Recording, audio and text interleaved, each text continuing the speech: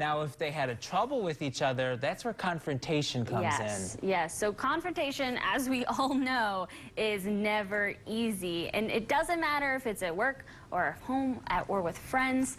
It is difficult, especially when keeping that relationship intact is so important to you. I absolutely hate confrontation. That's why I talked with our friend, culture and etiquette expert Sharon Schweitzer, on how to have effective and maybe even positive confrontations. Well, I think it's one of the most difficult social situations to be in. You have to go confront someone, whether that be your family member, your friend, even your coworker. How do you do it politely? How do you do it and not be mad at each other forever afterwards? I don't know. That's why we turn to the experts. We have Sharon Schweitzer here with us. She's a culture and lifestyle expert. Sharon, confrontation is so tough. How can we navigate this properly? Confrontation is tough, yes. Sometimes you have to do it. Sometimes you have to sit down with someone and discuss something that is difficult. And you don't want to avoid it because then tension builds up and it makes the situation worse. One of the things you can do is set the stage so that if you do sit down with someone to try to clear the air, you do it in a good way. People have a variety of ways for doing that. Number one, what you can do is try to set the stage in an area where you have privacy, where maybe you both have a cup of coffee or an iced tea. You want to try to avoid adult beverages when you're doing something like this so that everyone has a clear head. Number two, the other thing that you want to do is avoid spiraling out of control.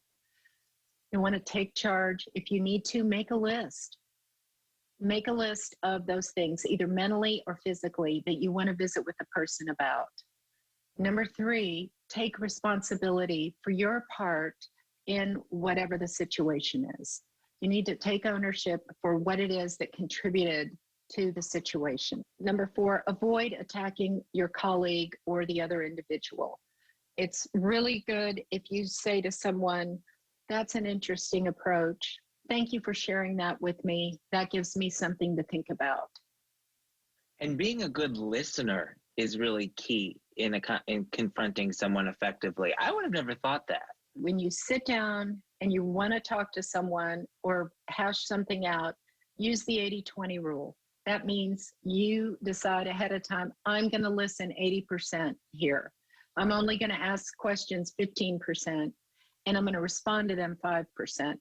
Because you may have the situation assessed completely wrong. You may have misunderstood the whole thing.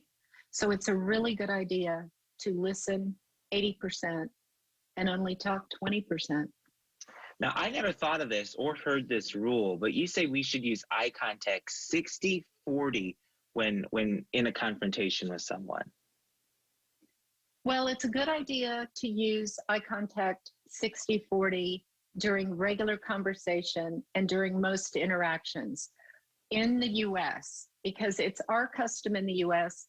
to provide pretty direct eye contact. If we use more than 60% eye contact, people feel like, oh my gosh, they're really scrutinizing me. This person is so intense. What's going on? Are they just really overly assessing me? They're watching every move I make. If you use less than 40% eye contact and get down to 30 or 20%, people think they're not really paying attention to me. They're not telling me the whole truth. What are they hiding? And people start wondering. So a really good, healthy balance in the U.S. is about 60 to 40%.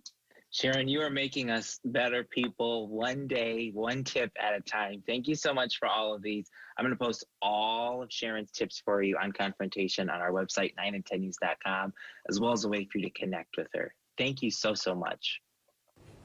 Fidelity is